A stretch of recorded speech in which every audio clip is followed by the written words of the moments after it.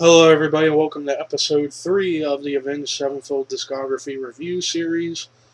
And in the last episode, I reviewed Waking the Fallen, one of their perfect albums. So now we get into the magnum opus, you could say, for Avenged Sevenfold. Because this was the beginning of a new era for the band, where the first album, Sounding the Seventh Trumpet, was straight up metalcore. The second album started their transition into a metal band, and it was mostly, for me, an all heavy metal album. But it was a lot more apparent on this album, City of Evil. This album, I would say this is probably their fastest album, and probably I would even go as far as to maybe saying it is a thrash metal album, even though it's mostly just a standard heavy metal album. But I classify it as thrash metal because you got some fast stuff on here that are very thrash metal influenced, very Metallica, Megadeth influenced, but the sound, the lyrics, and the performance was definitely Iron Maiden influenced. But City of Evil was their first major label album after Waking the Fallen. They signed to Warner Brother Records, and which was a great move for them on their part. And we kick off the album with probably one of the all-time best album openers of all time, "The Beast and the Harlot." Fantastic song, and the music video to this probably maybe my personal favorite Avenged Sevenfold music video, shown mostly because you had two hot chicks in there make out. It was like, oh. So yeah, but the music video was awesome. The song is absolutely fantastic. Very another one of those bright moments for Jimmy the Rev Sullivan's career of drum performance. The kick drums were just intense on this song. And also, so that way I don't have to go into detail too much. Every single song on this album had solos. This was the beginning and the part of the big thrash metal revival that happened in the mid 2000s, where most bands before this time weren't doing a lot of solos because they thought solos wasn't very good anymore. But this album was one of the first cases of bringing guitar solos back into relevance again, because every single song had a great guitar solo, and the solo to this song was just absolutely amazing. Say, A Beast and Harlot, perfect song. Then we get Burn It Down, which was another great song. And actually, their shortest song on the album at 5 minutes. This album, actually, I forgot the. Also, I always keep forgetting to mention album covers for albums. The Sounding the Seventh Trumpet album cover I thought was a good album cover. The Waking the Fallen cover was just the deathbed, which was very cool. But the album cover to this album was great, with the deathbed with a body on a horse flying away from the City of Evil, so that way you didn't have to deal with the problems there. So I thought the album cover to this was great. But anyways, "Burn It Down" was a great song for me. The solos on this was awesome and very thrash metal influence. Again, all these songs had a thrash metal influence in some way, shape, or form, in my opinion. And this song was one of those moments. But then it becomes more apparent in the next song, "Blinded in Chains," which this song's mostly remembered for being on Need for Speed Most Wanted back on the PS2 in 2005. This song was on there. And this song was probably the thrashiest song on the album. Very fast. The bass playing on this song was fantastic. One of Johnny Christ's bright moments as a bass player in the band. I thought the bass playing was great, especially towards the end when you hear him go boom, boom, boom, boom, boom, boom, boom, boom, boom, boom. I like that bass riff. It was great. But now we get to probably the band's arguably most popular song, Bad Country, and one of my all-time favorite songs by them. A fantastic song. Had thrash influence in it, and also this song, one of the all-time greatest twin guitar solos. Both Zachy and Sin doing the twin lead on this song, the twin solo. That was amazing. I fucking loved it. And then we get Trashed and Scattered, which was another thrash influenced song. Um, Very interesting lyrics on that song. But now we get to the soft moment of the album, Seize the Day, which for most people is one of the all-time classics for them, and rightfully so. For a ballady type of song where it's one lead guitar, one acoustic guitar playing out all at once with the vocals, and the song itself is very powerful. And watching the music video to it was like, wow. Um, I thought the music video to this was probably one of the best music videos they ever made.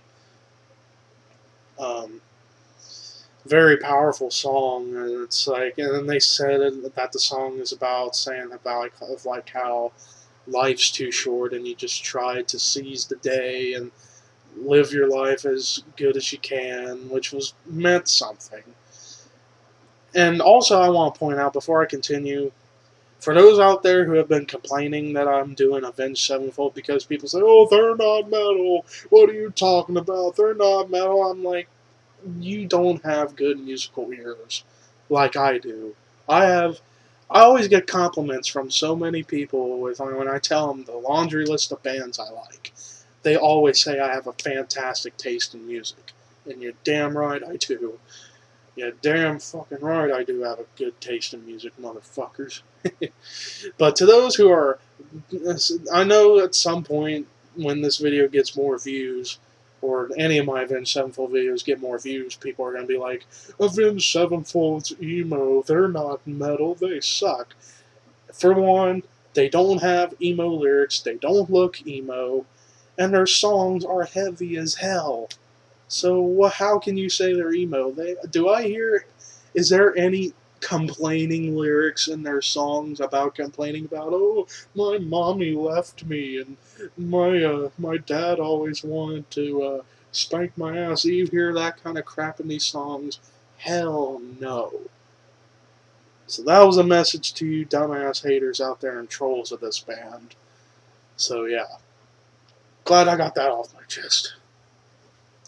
But anyways, and now back to the album. Then we get Sidewinder, which was a really great song as well, with good acoustic guitar solo near the end, which was performed by Sinister Gates' dad, Brian Hayner Sr., who, if you guys have never heard of this guy, most people remember him as the guitar guy on the Jeff Dunham show and the Jeff Dunham specials. This is the guy who they call Guitar Guy and stuff. This is him. Sinister Gates' father doing the acoustic solo on the end of the song was fantastic. So yeah, definitely Sinister learned good guitar playing from a really good guitarist himself, his dad. Although his son pretty much outschooled the teacher, the student outschooled the teacher, but you know what I mean. But now we get to their epic, or one of their epics, but the big epic on this album, The Wicked End, which is basically like a song about the end of the world and trying to survive. Powerful lyrical song, and it had a lot of, and it was very fast in the first half, and then you get to the middle where it gets into like the whole like orchestra kind of epic, grandiose feel, which made this song very epic. And one of the longest songs now, I'm at 7 minutes, 8 seconds. But now we get to the longest song on the album, Strength of the World, which had a very powerful message too, with a good acoustic guitar intro. And it had the orchestras involved to give it that epic quality. And it had some fast elements to it as well. So Strength of the World was a great song as well. Now we get to another one of those very powerful messages songs. The song "Betrayed," which was actually a song written and in tribute to Dimebag Darrell from Pantera, who sadly was murdered and killed in Columbus, Ohio. Which that's what hurt me a lot more about Dimebag's murder that happened in my home state. But yeah, and Dimebag was one of my all-time favorites guitarists, still is, and I miss him to this day. So this song was kind of in response to all that, saying like, how can they do this to him and stuff like that, which had a powerful lyrical message to it. And it was in tribute to Dimebag, and this song was a great song as well. And now we end the album off with the second longest song. The longest song, Strength of the World, was 9 minutes 14 seconds. But this next final song, MIA, Missing in Action, was about 8 minutes 45 seconds, second longest song on the album. Another one of those epics. And this song was a very good idea. This song was kind of like a little tribute to the troops fighting in Iraq and stuff like that, in Afghanistan, whatever else, or wherever they are. And it's good that they're supporting our country, so that's good. This song was kind of like their little tribute to those people, and it had the orchestra stuff in it as well, and the little epic part where it's like 50 people are singing the "whoa" part near the end. And the solos, again, like I said, solos on this album kicked ass, and this was one of those.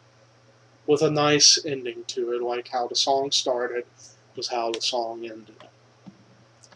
So overall, City of Evil, another perfect album, and actually is considered by many, including myself, as maybe their best album. But it's not my favorite. It's probably my second favorite. But I do say it is the best album.